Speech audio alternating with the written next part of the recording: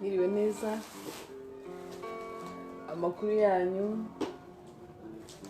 nizera ko mumeze neza. Izuba rirarenze.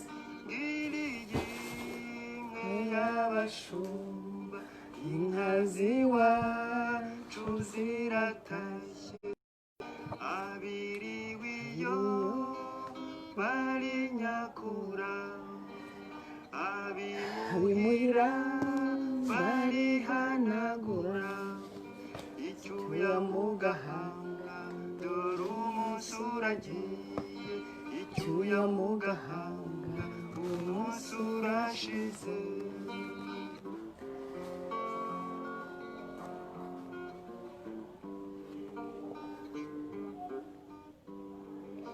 Ukwezi kuracanye, inyenyeri nazo ziraje, ikamba ryazo rirazisaga, rirasabagira nari mbakumbuye,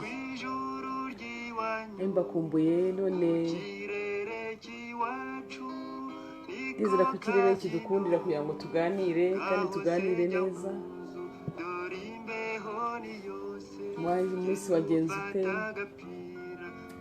Se n'iwanyu naho harakonje? Natwe turaho tumeze neza. Ibitotsi ni byinshi, urugendo narwo ni rwose, uyu munsi nizera ko tubonana. Fata iyo nzira imwe yo mu nzozi, duhurire iyo mu mpinga y'imisozi, iwabo wabatashye dukura abana, impeta y'umubano mw'ibanga rya gihanga. Kugira ngo dutangire duhana amakuru. Ese weekend yanyu yagenze ite? Ese Joseline byagenze bite iyi weekend? Ba Jeanne weekend yagenze neza. Bankaka asa Gahutu weekend yagenze ite? Ba Emmanuel, ba Theodette, mu migabane itandukanye. Gahunda mwari mwateganyije zagenze neza. Nanjye nk'uko mwabibonye nagize umwanya wo kugira ibyo nkora. Na postinze nagaragaje video na indi ya Musukuru muri Basilique Notre Dame de ya Musukuru. Yitwa muri Basilique Notre Dame de la Paix, Basilica umwamikazi w'amahoro. Nashoboye kuhajya hariya ya Musukuru, nahasura, hameze neza. Mpaheruka kera, bamwe muri mwe bataravuka. Nakoreye stage ku byo bita kwimenyereza mu Kinyarwanda. Hanyuma rero ejo bundi nari nasubiyeyo kureba nyine uko hameze. Nabonye hameze neza, abantu bakiyasura nk'uko byari bihiri kera.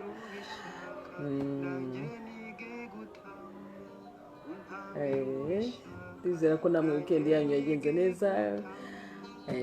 Coronavirus turi gusa ko ntaho irajya neza. Nasomye nifuje kubasangiza akantu keza kavuga ngo hari amakosa amwe atuma coronavirus igenda yiyongera, kuvuga ngo kubera ko ngo turi inshuti ngo nta kibazo, ngo dushobora kwicara tukegerana nta kibazo, ngo bijya byose kanaka ngo ntabwo ashobora kukwanduza coronavirus. Iyo ni imwe mu mpamvu kumva ko ngo abantu bari inshuti bashobora kwicarana gutya batambaye agapfukamunwa. Indi mpamvu ukishaka kuvuga ngo bangaba ngo nabo mu muryango wanjye ngo nta kibazo, ngo dushobora kwicarana. Mbese ndavuga bari mu muryango mugari cyangwa se n'ahandi, ngo nabo mu muryango wanjye dufite icyo dupfana, ni mubyara wanjye, ni data wacu, ni nyina wa ni mama wacu. Nta kibazo ntashobora kunyanduza coronavirus. Iyo ni nivo ya kabiri y'imibanire hagati y'abantu. Ambere akavuga ngo ni inshuti yanjye, ya kabiri ati icyo dupfana ntabwo yanyanduza coronavirus, nta kibazo nta kuntu nakwambara agapfukamunwa. Iyo nayo ni impamvu ya kabiri ituma coronavirus ikomeza idacika mbese ngo kigende burundu. Impamvu ya gatatu ako kantu karavuga ngo nta kibazo ngo kubera ko ngo turi inshuti, kubera ko turi inshuti nta kibazo, mushobora kwicarana nawe ngo ushobora kwicarana nawe ngo ntunyanduze coronavirus, ibintu nk'ibyo ngibyo. Ubwo rero baravugaga bati ni ngombwa ko dukomeza kukambara agapfukamunwa kugira ngo nyine coronavirus idakomeza kwiyongera. Izo mpamvu ni impamvu zikomeye kandi zifatika zifasha kugira ngo abantu bashobore gukomeza kurwanya coronavirus. Rero ndakomeza dushimira abantu bose bakomeza badufasha, badutekereza, ari inkunga y'ibitekerezo, hari kutugira inama no gukomeza kutuba hafi. Ubutumwa mutwohereza bwose turabwakira, bikadutera imbaraga zo gukomeza gahunda muze dusome igitabo, muze duce umugani uko bisanzwe. Nyine muba muri kumwe na Masenge Agnes, niko niyise nabwiye aho byaturutse.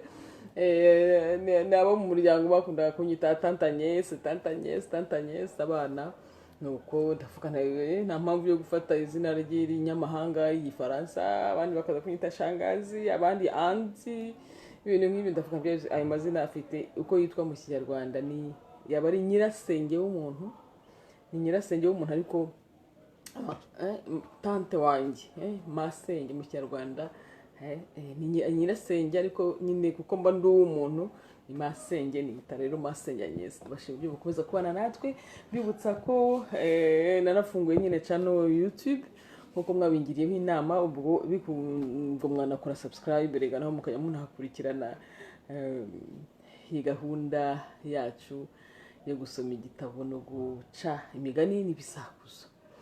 Rero uyu munsi ntabwo nza gusoma kino gitabo kuko akunda gisomera, kubera ko wa gatandatu tutabonanye, twara niseguye kubera nyine gahunda atari iriya ntabwo yari kumbuza, ariko hari gahunda indi yo mu muryango kandi yari yateguwe na mabukwe giye. Murabyumva namwe gahunda yateguwe na mabukwe, murabyumva ko ntabwo ni ukwitonda. Umuryango nyine umunyarwandakazi agomba kumenya kubaha, kubera ko ari mabukwe gusa, ariko n'undi muntu uwo ari we wese mubyumva nyine agomba kwitonda, kwitwararika.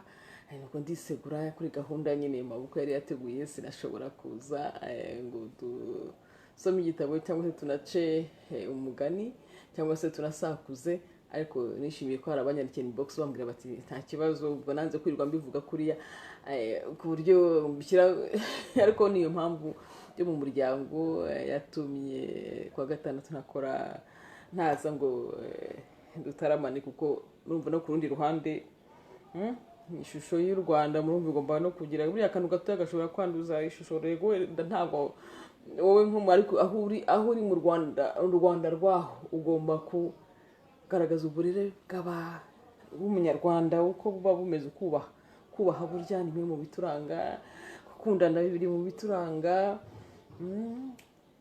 gusangira biri mu bituranga nk'abanyarwanda, gufatanya ni muri za ndangagaciro zose duhora tuvuga. Reka rero nkore incamake y'iki gitabo twagize ubushize. Ntabwo murabizi incamake y'igitabo bivuga ko igitabo cyitwa Humura Shenge, ni inkuru y'urukundo rw'abato. Baravuga ngo irakubagayura ugasesura umeza, hanyuma ugaseka, hanyuma ikatubwira nyine mwari igikundiro n'umuhungu cyiza buzuye bakiri bato basezerana kuzabana. Niyo nkuru twatangiye gusoma. Nagira ngo uyu munsi sinkurikize aho byari bigeze, wenda nkore mvuge incamake yayo, hanyuma rero twinjire mu bisakuzo. Mwabonye ko dutinze harazabona nk'ikibazo, niko nibwira mu butamenya isiti kwanjye cyane, ariko uko nabibonye iyo birenze isaha kenshi nabonye mutangira kumumbwira ngo connection ibaye nkereka. Rero mvugeho rero amagambo make yahamerewe ninjira mu bisakuzo. Iki gitabo cya Humurashenge murabyibuka, yari umwana, igitabo cy'umwana w'umuhungu yakoraga agiye gukora, mbese iwabo bari abakene. Hanyuma rero umwana w'umuhungu agira atya, ajya gushaka akazi. Shema ajya gushaka akazi, ariko mu gushaka akazi ajya mu mujyi, ababona akazi. Umwana mwiza arakora, amaze gukora, ubwo mu cyaro nyine bafite ukuntu iwabo ngo bagendaga bakajya kumva radiyo, bajya kumva radiyo ku baturanyi, bagiye kumva radiyo, bajya kumva radiyo mu baturanyi, bakajya kumva teatire mu baturanyi. Noneho bagezeyo, ubwo bari bagiye kumva radiyo, noneho bumva amatangazo. Itangazo rihita ritabariza uriya Shema, musaza wa Gikundiro, yuko yakoze impanuka. Ubwo rero Gikundiro mu muryango bari umusaba kugira ngo agende ajye mu mujyi wa Kigali kugira ngo ajye kureba musaza we Shema. Ageze hariya mu mujyi, ubwo baramuyobora nyine muri gare, aragenda yobagurika, urumva nyine umwana uvuye mu cyaro ageze mu mujyi. Hanyuma hariya ku bitaro muri CHUK. Hanyuma rero asanga musaza we ari mu bitaro nyine, abantu barimo kumwitaho. Hanyuma rero akubitana n'abantu yakoraga. Aho yakoraga ni mu rugo rwitwaga Mucyo. Nuko baramwakira nyine, bishimira ko ari umuntu mu muryango wuje, ariko rero umwana Shema akaba baramukundaga cyane. Noneho hari n'umuhungu witwaga Cyiza wo muri uwo muryango wo kwa Mucyo. Bakibona, bagihuza amaso, nubwo hari mu bitaro, urumva nyine coup de foudre, bahita haba nyine imitima yabo ihita ihura, nubwo hari mu bihe bikomeye byo kureba musaza we Shema. Nuko bareba umurwayi, arangije ashaka kugira ngo bwaguma kuri uwo murwayi musaza we. Ubwo uriya muhungu iwabo baramuhamagara, Cyiza baramuhamagara nyine ngo naze batahe, ko bari bavuye ku bitaro. Ubwo Gikundiro aguma kuri musaza we, aramugumaho, amureba nyine, umuntu uri mu bitaro. Nuko aramureba, amwitaho, utaha bamusuka mu muganga, baramusezerera. Bamaze kumusezerera, ariko bari abantu beza, banga yuko Shema agenda akajya iwabo mu cyaro. Baramufata, bajya kumwondora, baramugaburira. Numva nyine umuntu uvuye mu bitaro baramugaburira kugira ngo yongere agire imbaraga. Ubwo ariko hagati aho bakaba nyine abana baramenyeshaga iwabo uko bimeze. Bajyaga nyine niba baratumagaho abatakisimeni, niba baratumagaho, ariko iwabo mu cyaro bari bazi ko umwana ameze ko yorohewe. Ubwo rero murumva hari habayeho gukundana hagati ya Gikundiro na wa muhungu yitwa nde, Cyiza, wa muhungu Cyiza wo kwa Mucyo nyihandi musaza we Shema yakoraga. Uko bakajya nyine barebana nyine akana ko mu jisho, kuko uwo mukobwa yari yaje kurwaza musaza we wakoraga hariya kwa Mucyo. Hamaze iminsi barabasezerera. Bamaze kubasezerera, ubwo uriya Shema yagombaga kujya iwabo, ariko nyine mbere y'uko ajya iwabo barabanza barahoberana. Gikundiro na Cyiza barahoberana. Ubwo hagati aho nyine bari bongeye bakomeje nyine gukundana, urabona bicana amajisho, barebana akana ko mu jisho. Nuko noneho mu kugenda, ariko nkaho Cyiza atashakaga yuko Gikundiro na Shema bataha, kubera ko yari yakunze mushiki wa mukozi w'iwabo mu rugo. Arataha ajya mu rugo, ariko nta kundi byari kugenda. Ajya mu rugo, ariko kubera ko abantu bakoraga bari abantu beza cyane, baravuga bati none se ko muri abana beza, use muragiye muzabaho mute? Baravuga bati se niki mwumva muri gahunda z'ubuzima bwanyu mwakora? Barababwira bati twe turumva tubonye ishuri twakwiga. Ubwo rero barabandikisha. Shema bamwandikisha mu ishuri ry'imyuga yo gukanika. Nuko Gikundiro bamwandikisha mu Rugunga. ubwo rero aho yigaga mu Rugunga, ubwo ni hahandi waba umuhungu Cyiza nawe yigaga. Ubwo rero kubera ko bari bameze kure byari ibibazo, kubera nyine gukundana hazamo ikintu cyo kurangara, ariko gikundiro kuko yashakaga nyine no kwiga cyane, ariga nyine abana amanota meza, biba ngombwa yuko ariko nyine ubwo bigaga bataha iwabo wa Cyiza, ubwo ni ukuvuga nyine kwa Mucyo. Nuko ubwo rero uko byagenze iwabo barabireba baterera aba bana, nubwo bimeze gutyo bashobora kuzarangara bagatsindwa. Ubwo Mucyo afatiye umwanzuro na madamu we yuko bafata umwana bakabahindura ishuri. Nuko bafashe Gikundiro bamujyana ahandi, ajya kwiga ahandi. Ubwo ngubwo ariko nyine bariga neza we na Gikundiro baratsinda. Ubwo umwana w'umukobwa yajya abona amanota akabereka nyine iwabo kwa Mucyo uko bimeze. Nuko bigeze hajya mu biruhuko iwabo mu rugo. Ubwo Ishema hano uko bandika igitabo Ishema basa nkaho bamwibagiwe. Ubwo arataha ajya iwabo, ajya kubwira iwabo yuko amanota ameze. Hanyuma mu gutaha ubwo kwa Mucyo bari abantu beza cyane, bakabohereza bakabajyana mu rugo, bakabamushyira mu modoka erega, bakamujyana mu modoka. Ubona Cyiza nyine murabyumva yabaga byakomeye, nawe akamuherekeza. Nuko ariko si we warotaga nyine ibiruhuko birangira.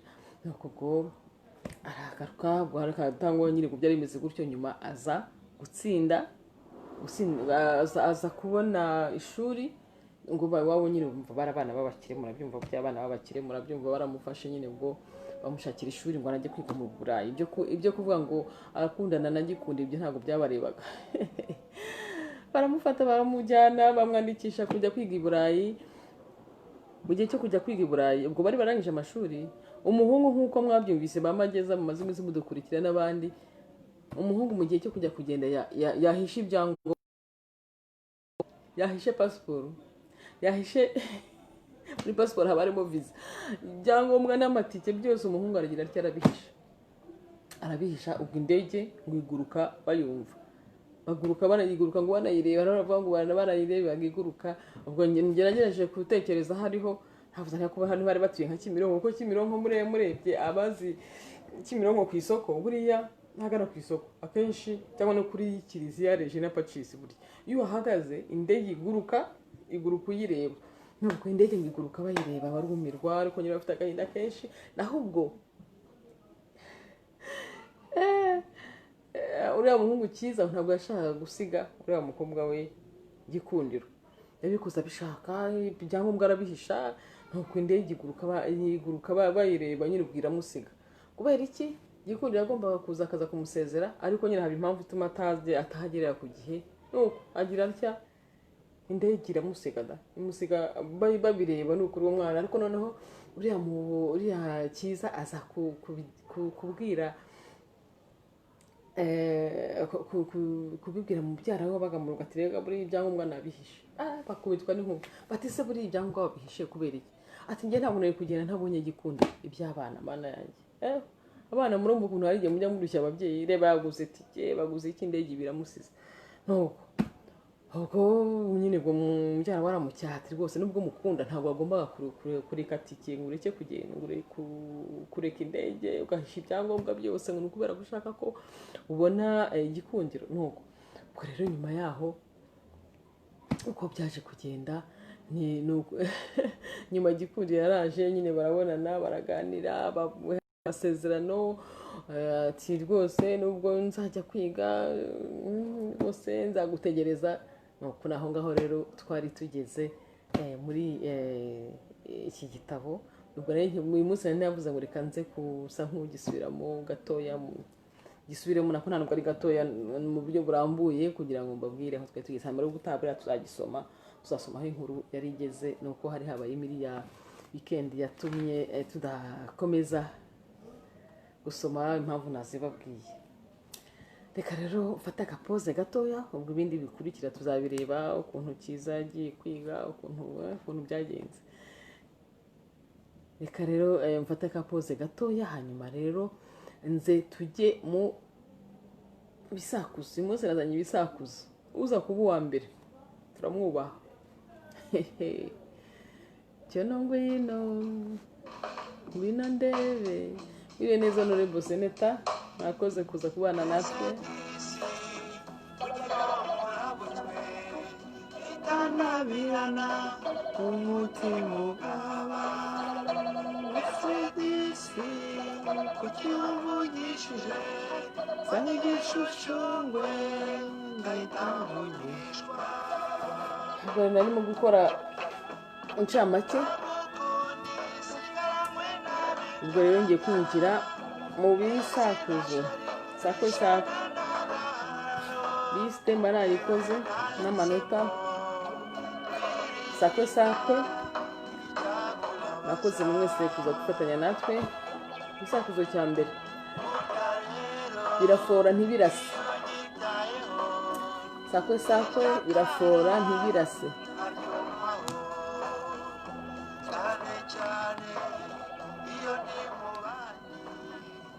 Ibyamba mbona ntari nkatombora. Sako birafora ntibirase.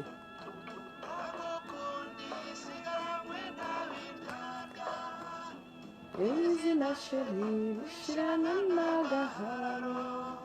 Sako birafora ntibirase. Cyakubabaza.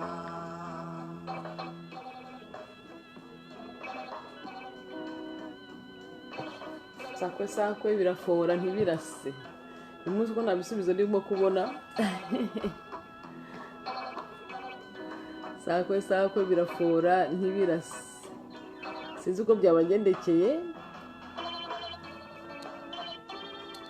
Sako birafora ntibirase. Ntabwo ndi kubona ibisubizo. Sinzi ko ari ikibazo cya tekinoloji. Usanga nkunda kubona commentaire ariko ndabona ntari kuzibona.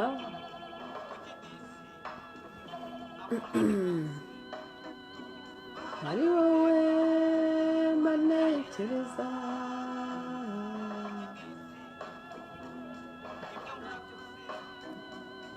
Nizeye ko bizaba ibyawe. Rero kubera ko ntarimo kubona ibisubizo, ndabona ntarimo kubireba kuri ekara yanjye, ngo ndagenda mpita ntanga ibisubizo. Ndabona ntazi uko mwikonekisi uyu munsi. Sako birafora ntibirase. Ni ingoto y'umugabo.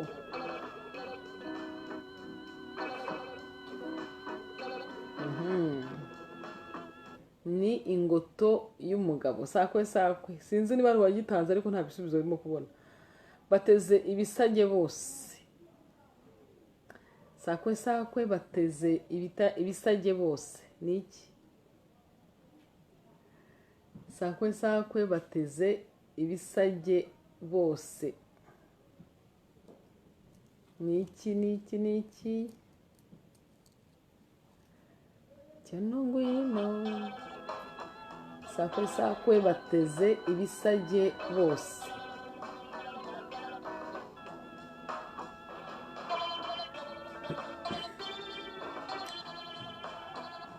Izina sheri bishirana n'agaharo. Sako bateze ibisage bose. Ni imisatsi y'ibigori. Mundebere niba mwe murimo kubibona, ariko njye ntabwo ndi kubona ibisubizo. Aribo bakumbuza aho kubumva kubumvirana. Ni imisatsi y'ibigori. Muri iyi nyihangane ntabwo ndi kubona ibisubizo.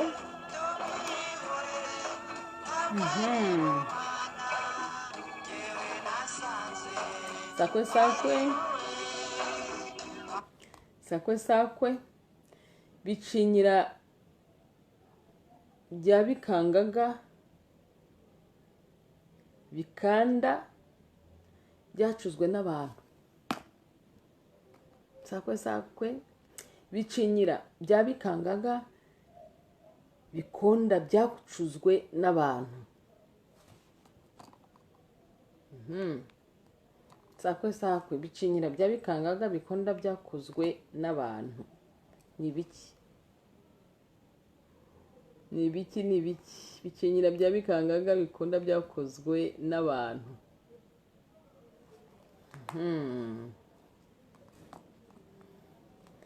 ni ibirago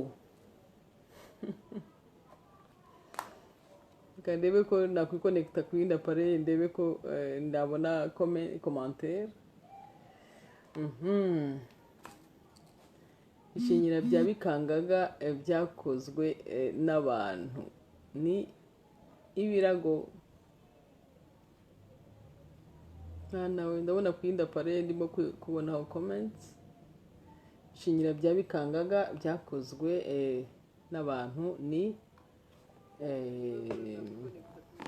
ndabona ari ni ibirago baravuga ngo ni ibirago sakwe sakwe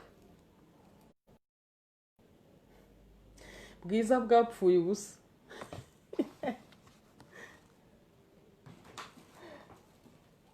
sakwe sakwe bwiza bwapfuye ubusa niki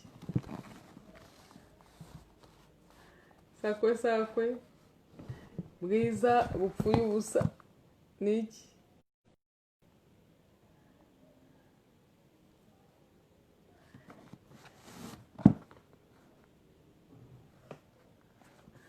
sakwe sakwe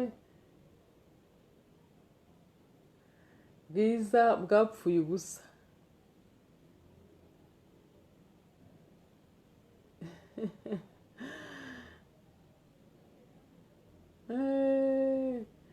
sakwe sakwe bwiza bwapfuye ubusa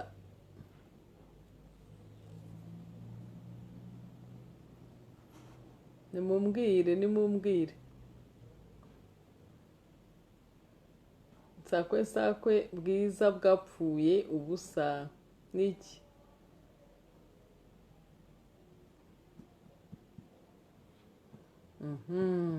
sakwe sakwe bwiza bwapfuye ubusa sakwe sakwe bwiza bwapfuye ubusa niki niki niki sakwe sakwe bwiza bwapfuye ubusa ni uruhu rw'imbwa sakwe sakwe bwiza bwapfuye ubusa ni uruhu rw'imbwa uruhu rw'imbwa ushobora kureba ukabona wenda rusa neza ariko ntacyo ubona kizima barukoramo sakwe sakwe sogokuru aryoha aboze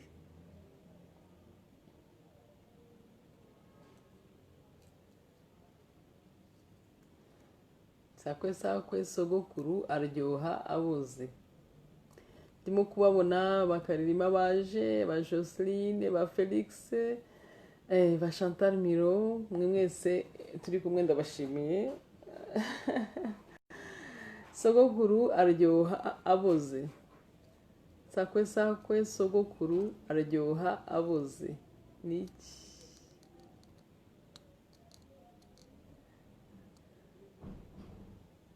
ntabwo ndi kubyumva ntabwo ndi kubibona sakwe sakwe sogokuru aryoha aboze yego Chantal nibyo ni umuneke akoze cyane undi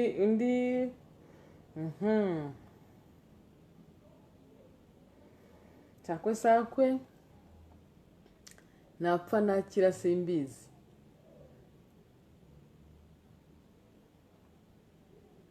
sakwe sakwe napfa nakira yego Jivency Rubayita nawe wagikoze ni umuneke sakwe sakwe napfa nakira simbizi uyu munsi rero uza kuba uwa mbere ndaza kumuhemba itase y'icyayi icyayi cy'u Rwanda twarakigendanye ntabwo kirashiraho nazanye cyinshi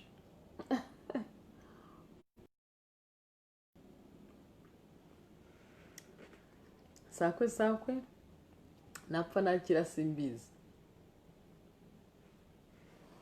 Sakwe sakwe napfa nakira simbizi. Komeza mbashimire mwe mwese mutuba hafi, mwese mudushyigikira muri gahunda yo gusoma igitabo no guca imigani, mwe mwese muduha inkunga y'ibitekerezo, mwe mwese mudufasha muri gahunda ya dusoma igitabo no duca imigani. Sakwe sakwe napfa nakira simbizi. Ntabwo bizaba ari ukukwanga nawe urirebera, iyi si irashira, iyi si iravuna, tuyirukankamo dushaka kubaho.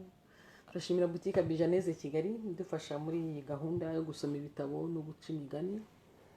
Turashimira Ultime Griot twababwiye yuko ari abahanzi ba hano bakora muri ibintu bijyanye n'umuco na gahunda zo guteza imbere umuco. Griot murabizi ni abantu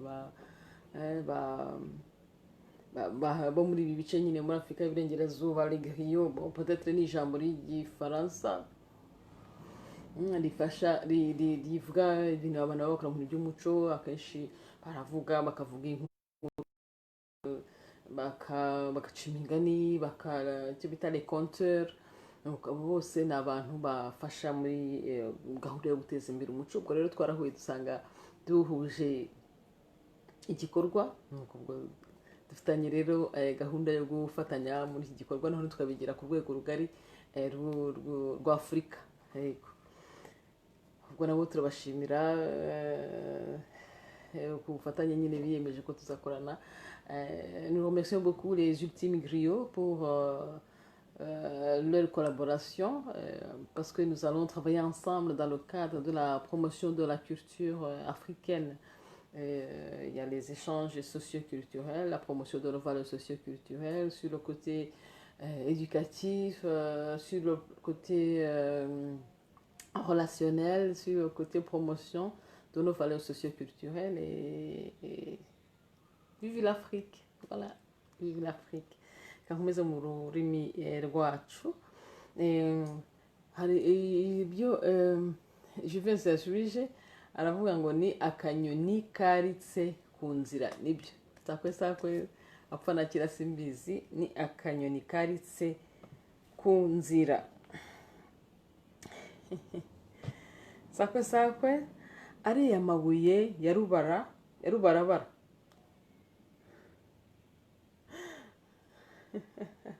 Wayabara ukayarangiza. Sakwe sakwe oya ntabwo tuzakora ikintu cyo kuvuga gukorana urufaransa. Bo tuzadukorana nyine nibyo bya bindi mumaze bansaba ko mvuga mu gifaransa. Babaye benshi hano basaba ati niko wowe uri hano iwacu, hanyuma rero urimo gukora ibintu tutarimo gukurikira kandi tubona bagukurikira ari benshi. Ati twabonye hari igihe muzi ko hari igihe nyuzamo ngasobanura, ariko mba ntashaka kuvanga ikinyarwanda cyacu n'izindi ndimi. Ubwo ni ukuzabashakira umunsi wabo kugira ngo umunsi wenda najya mvuga w'igifaransa, ariko ubwo ndimo kubitegurana nabo kikaba igifaransa gusa, yaba kuwa mbere cyangwa kuwa gatatu mbese iyo minsi uko yaba ari ibiri. Amaro nkaba naca imigani mu rurimi rwabo, cyangwa tukagira ingingo tuganiraho muri ibi bijyanye n'indangagaciro z'umuco wacu. Kuko ari igifaransa habamo indangagaciro z'ikinyabupfura, indangagaciro zo gusangira, indangagaciro rero byose. Mu gihe mu minsi mike muzikora njyaga mvuga nagira hagati ngakora ngasobanura mu rurimi rwabo, ariko nkumva bitajyana neza. Barambwira bati uzadufasha uzadukorera dukora ikiganiro cyacu. Ubwo nzangerageza mbikore mu gifaransa, aricyo cyonyine ntavanga igifaransa n'ikinyarwanda. Ikinyarwanda ni ururimi rwacu rw'umwimerere tugomba kuvuga rwonyine tukaruteza imbere. Sakwe sakwe ariya mabuye ya rubarabara wayabara wayamara ni iki? sakwe sakwe ariya mabuye ya rubarabara wayabara wayamara hehe mbere ko mubishobora ni ukuri ariya mabuye ya rubarabara wayabara umunsi nazanye umunsi uza kuba uwa mbere ndaza kumuha icyayi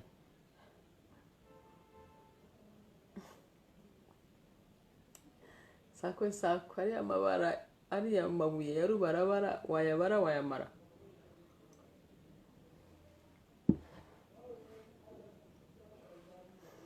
ariya mabuye ya rubarabara wayabara wayamara nababwiraga ibiti imigiriyo dore biri mu bufatanye bwabo dore utu ni tumwe mu byatangiye gufatanya twatangiye gufatanya murabona aya mashusho abantu tuntu bakora ibiti imigiriyo murabona ko byanditseho urwego rw'ubufatanye ya migani nyine ni jari bya bindi bajya bagira bya kiriko aho bakora mu dutase hari n'udutabo duhari mu kanya ndabona kari hariya hirya udutabo bafite bandika yose mu rwego gufatanya mu rwego guteza imbere umuco wacu ariya mabuye ya rubarabara wayabara wayamara byananiranye ibimbuza ni byinshi bishoboye kuza gashyireho indirimbo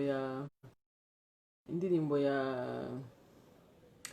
Kiberinka ndabizi ko mwe benshi muyikunda indirimbo ya Kiberinka nanjye ndayikunda ariya mabuye ya rubarabara mwayabara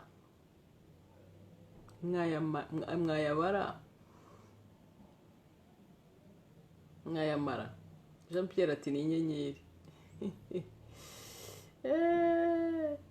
ariya mabuye ya rubarabara mwayabara mwayamara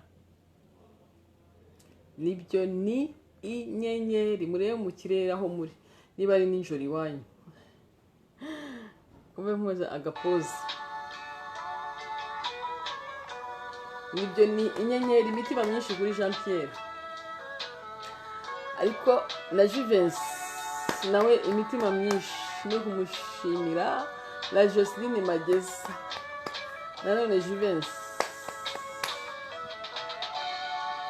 Chantal Miro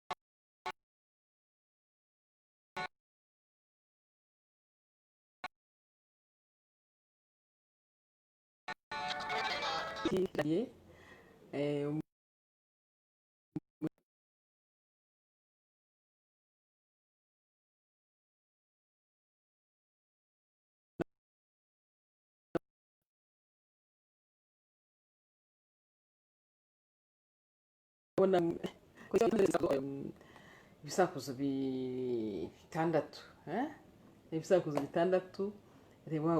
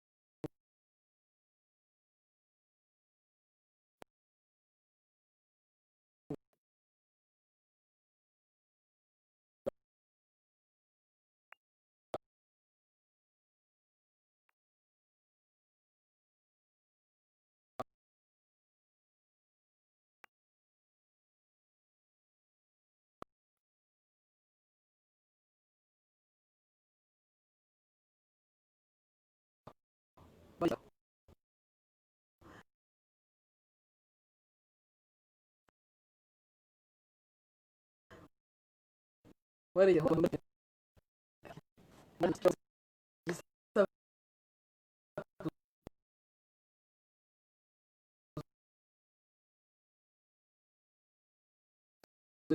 kimwe